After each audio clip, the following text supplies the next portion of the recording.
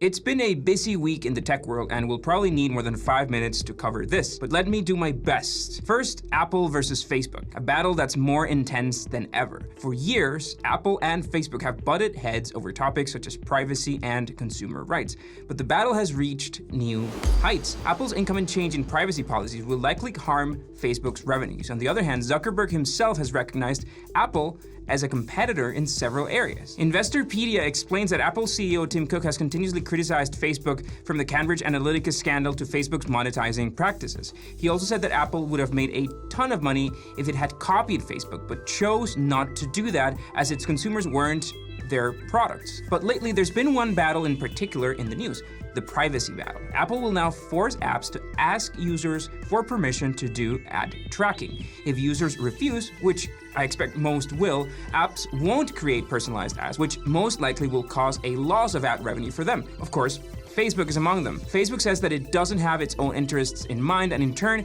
it's working for small business that rely on Facebook for income. Apple says it's preventing ad tracking and enhancing privacy. And to me, the answer is very clear. If you don't want to get tracked, you should not be tracked. That has always been a hidden and kind of shady practice by Facebook that most people don't know about or don't care enough to be careful about. Now, Facebook has the audacity, because that is the word, audacity, to sue Apple on antitrust issues while facing 2 antitrust lawsuits themselves.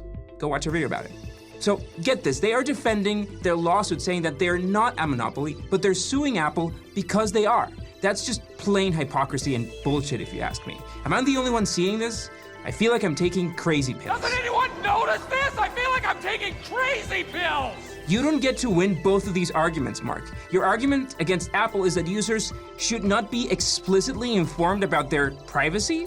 Come on, let's carry on. Now, Clubhouse is booming, as in, I'm seeing people I know are late adopters and they already have a Clubhouse account type of booming. Clubhouse is a discussion app that uses audio only, and users must have an invitation to use it. I actually had to get one from one of you YouTube watchers. The app has seen excellent traction and an exponential rise in popularity thanks to its privacy, lack of moderation, and exclusivity. But the Chinese government was having none of that. On Monday, the BBC reported that thousands of Chinese users said the app was offline and could not use it. China has long had control over apps and their content, and Clubhouse was different, as many users rushed to it to discuss banned topics. So it was so popular that several e-commerce stores were selling invites. To date, no official communications are coming from Clubhouse about its potential future in China. This app is really a fascinating topic, so be sure to check out our full company forensics episode on it, coming in the next few weeks. In other news, let's talk about Reddit. Reddit has been in the news lately as part of the trading frenzy, and it took over the world in late January and early February. The social media for debates raised more than $250 million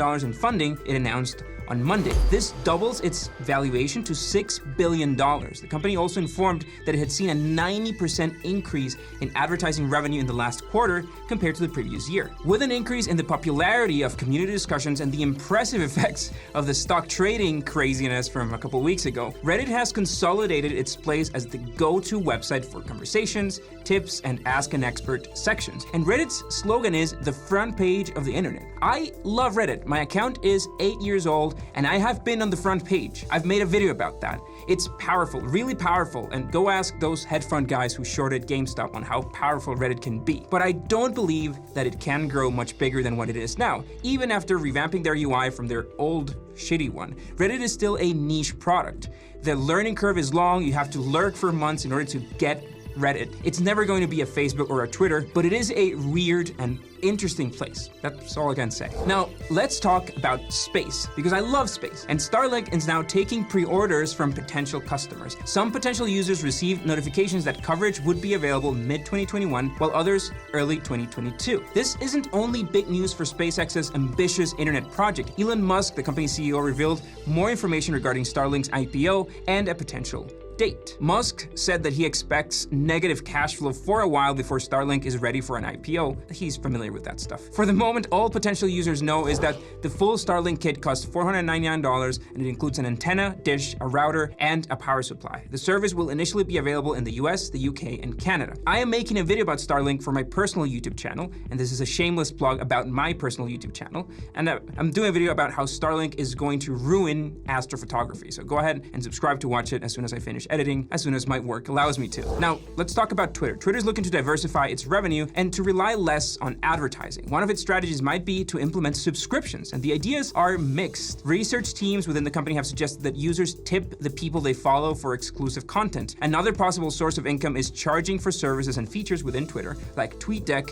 and the undo send option. The company also considers charging users for a service suite, including all additional features aimed at Twitter's more advanced users. Bloomberg reported experts in the sector are worried that this idea will not be enticing enough to make the subscription system work. And this isn't the first time that Twitter has pondered with subscriptions, as it toyed with the idea in 2017, only to end up putting it on hold. Next up, and last but not least, let's talk about Parler. Remember Parler, that controversial social media platform? Variety reported that former CEO John Matze said he was fired after advocating for stricter moderation policies. Parler had come under fire for the exact opposite. Far-right groups, anti-science supporters, and Trump followers flooded the social network after Twitter applied stricter actions against hate speech. But members of the board took to other forms of social media to deny Matz's comments. They confirmed that he was fired due to his bad decision regarding the company. Parler has not been able to shake itself off of that bad reputation. Business Insider reported that the US Congress is investigating Parler's ties with former President Trump. A House committee has inquired about Trump's possible ownership stake, which some sources claim would have been as high as 40%.